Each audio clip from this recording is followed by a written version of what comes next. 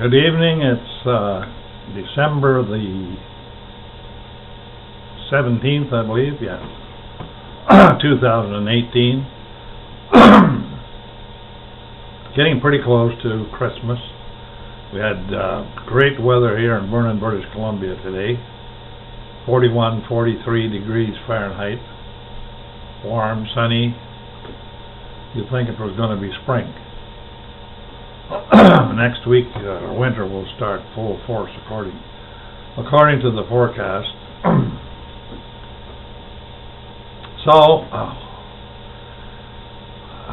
I get a kick of looking at myself on TV, or not on TV, on the screen, and I realize, how bloody old I am. It just makes me laugh. I look at that old face.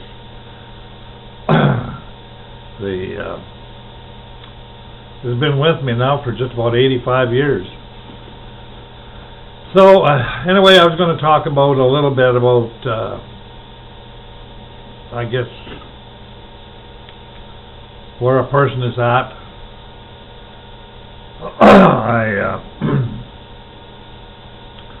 I'm totally amazed by the politicians in the United States and Canada. They have changed. They have totally changed from what it used to be to now to a adversarial thing in just about the worst way you could imagine, which is not good for anyone. And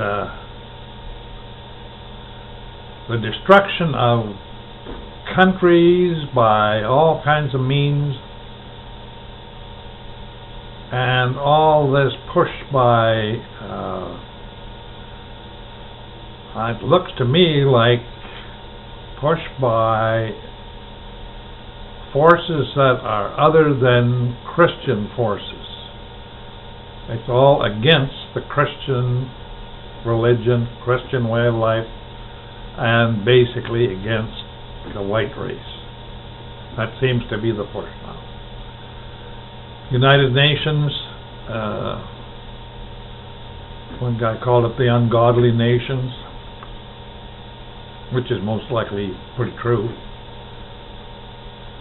want to have everyone sign this compact that there can be full migration around the world as much as possible, no borderless countries, 275 million people migrate everywhere.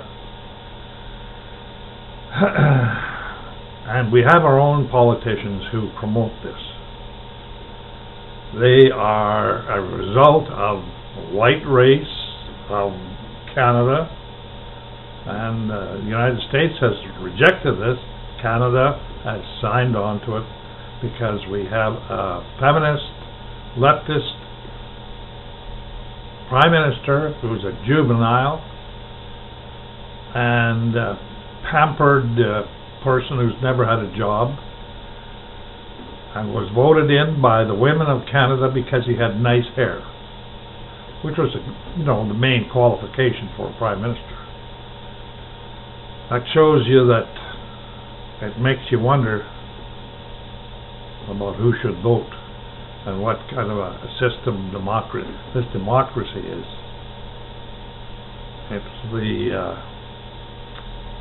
I think it basically lowers everything down to the lowest common denominator there is, and the denominator continues to be lowered over time, more and more and more, till it gets down to just a base deal.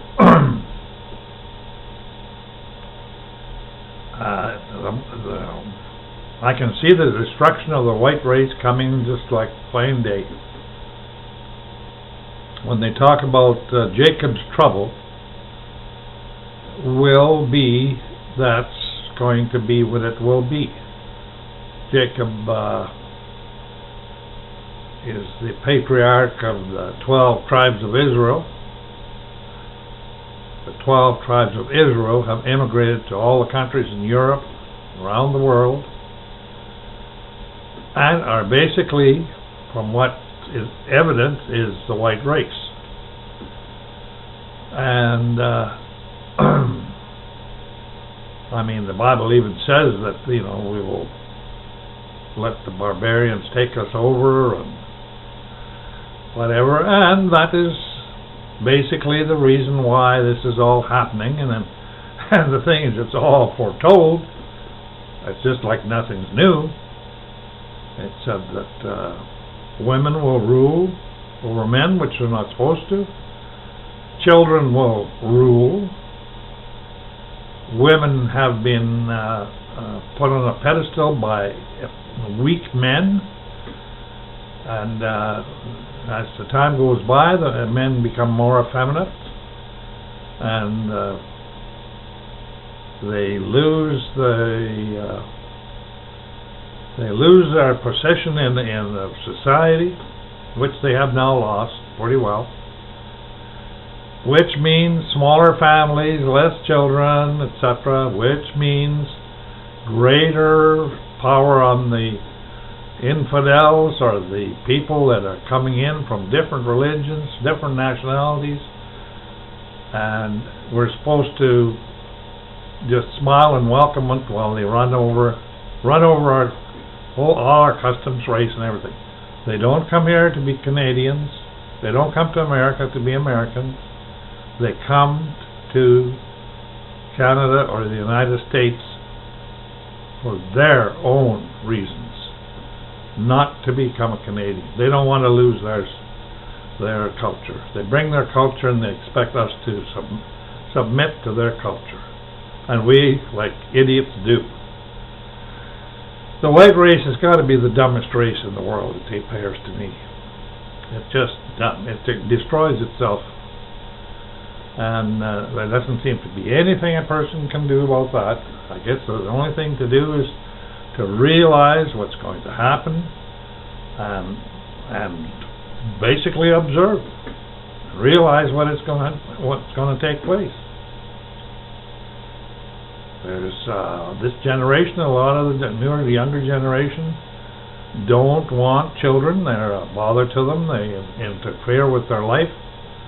And so that makes them the most selfish generation that I've ever seen, and that will lead to the destruction of your heritage, your race, your heritage, whatever, all for immediate satisfaction and selfishness, really. I don't know how else to put it. Terribly selfish. The thought of religion or anything like that is now frowned upon, especially Christianity. Muslim and Islam is promoted over Christianity by governments, by politicians, by groups. And it is absolutely amazing how fast that's happening. But I guess the good news, though, is in the end, those who believe in Jesus Christ will win, because that's the good news. But of all this mess that Jesus brought, what he called the gospel, which is supposed to be good news, and the good news was that you and I were under a death penalty, and he paid the price for it, and which allows us to have a second existence, a spiritual existence instead of a physical, and one that is greater than our imagination can ever be. So, if a person can keep that in mind, that there is a great reward coming to those who believe and those who follow what Christ said. I think It's easy and yet it's tough to do. I don't go to any churches very much anymore. I go once in a while, but I don't really belong to anything anymore. Name of the ship makes us seasick.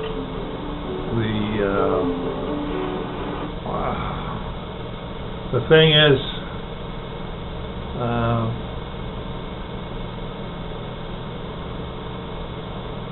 the main thing is to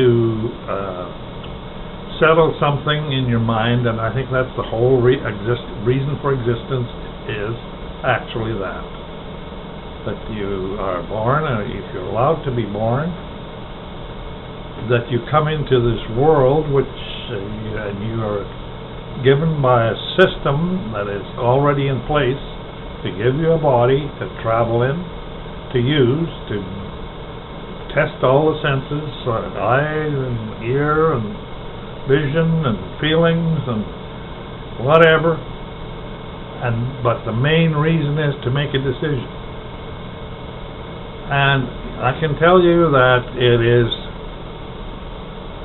after well, 84 going on 85, after I would say 70 years at least of kind of wondering what to believe in really and how much and this and that, to come to a conclusion where it's settled in your mind is a great feeling. That it is settled. You can settle it in your mind and there's no more doubt or apprehension about anything. Not really. It frees you up. It gives you the freedom to actually look around and live for a while maybe. The thing is not to get enamored to this world, because, and I don't think I ever have, because I think I've recognized early on that people who are artificially enamored with the world is like somebody becoming a homosexual and a gay pride and all this sort of stuff, when what they have done is chose destruction. Early destruction. And that seems like what most of the world is willing to accept. It's willing to accept its own destruction and early destruction if necessary for its own personal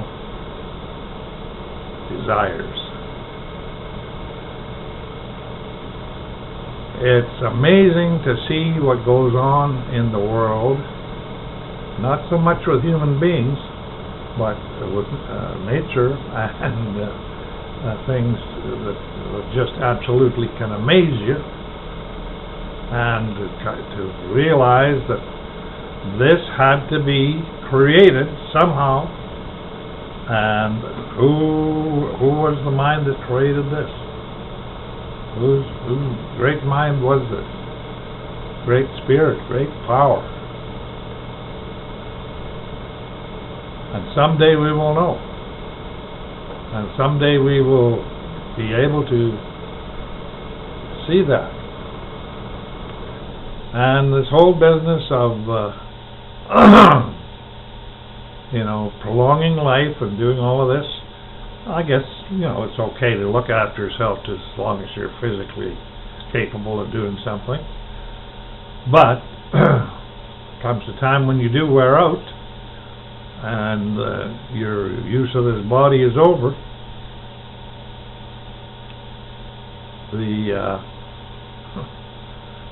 There's things that are sad, though. There's things that are sad is what people do to other people, even after many, many years, to turn on another person. And yet, I guess that's the way it had to be.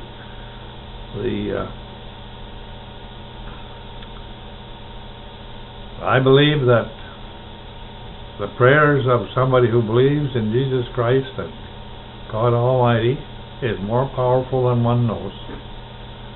And praying for children or family or loved ones is most likely a good thing to do, because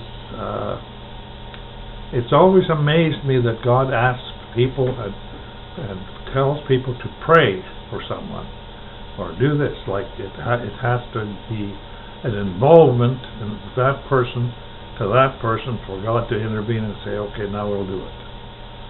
On his own, he doesn't fear, at least that I notice, to do. He does things unknown to us. He does all kinds of things. He sustains life and does everything.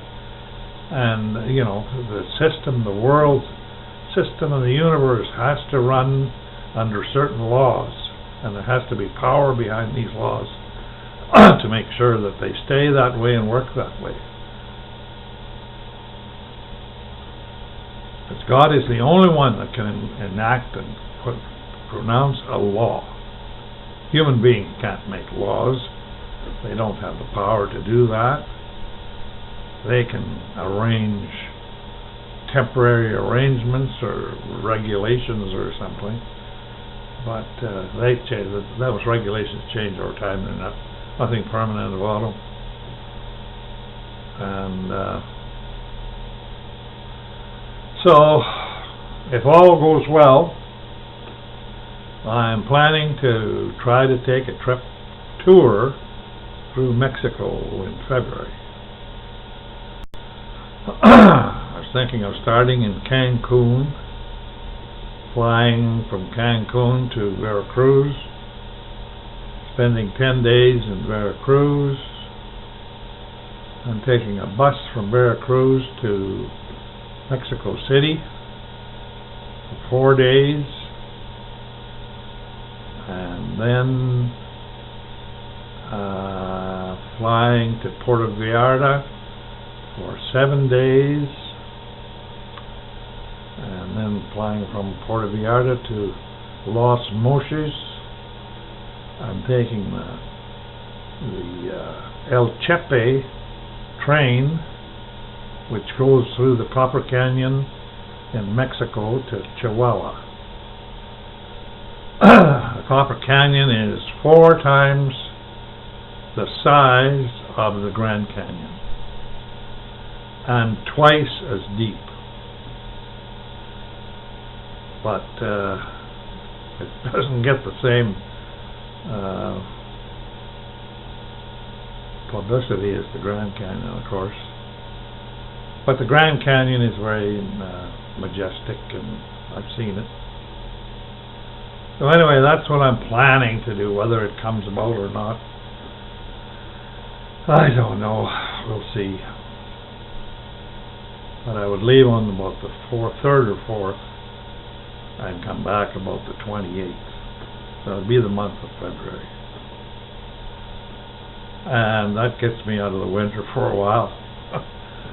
And it is, God gives me the strength or whatever. That's all it amounts to. I mean, if I don't have it, I don't go. And if God allows it, I will. I'll go. I don't know how many times I'll be able to do this, because next April I'm 85. But anyway, until then, not that I don't celebrate Christmas that much anymore. I don't believe in it anymore. I didn't realize that it was a phony celebration and phony days and everything else. And I didn't realize that nowhere did Jesus say to celebrate his birth. Nowhere. So this is a man-made Christian belief, and along with Santa Claus, I guess. We celebrated it a lot when the kids were young. I never even give it a thought. But now that I realize that God has certain holy days that he wants people to keep, and it's not Christmas at all, or Easter, or Halloween, none of that stuff. That is all man-made stuff. the idea of Christmas giving is nothing wrong with that. I don't think. I can't see anything wrong with it, except that the maze of commerce has hijacked the idea of Jesus Christ being born and, propelled that into a day where everyone should be thankful and spend money and give each other presents.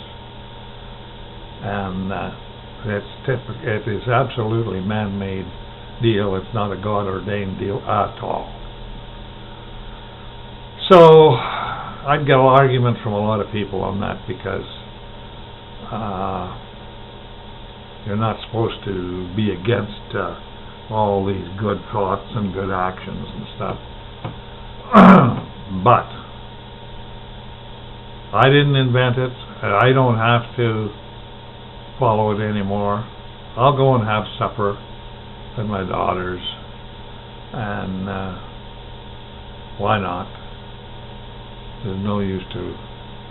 But when I live in a town that has about 10 churches, and they all have their ads coming out during the week, on Friday or whatever, Sunday services at so-and-so, Sunday service, like pictures and Sunday services, and then they claim to be Christian. How can they be Christian when they don't keep the 10 Commandments? That just doesn't make sense to me. Well, doesn't at all. But that's the Catholic Church that has done that. They brag about it. Yet God has said that anyone who changes dates and stuff like that will be very badly treated. They will.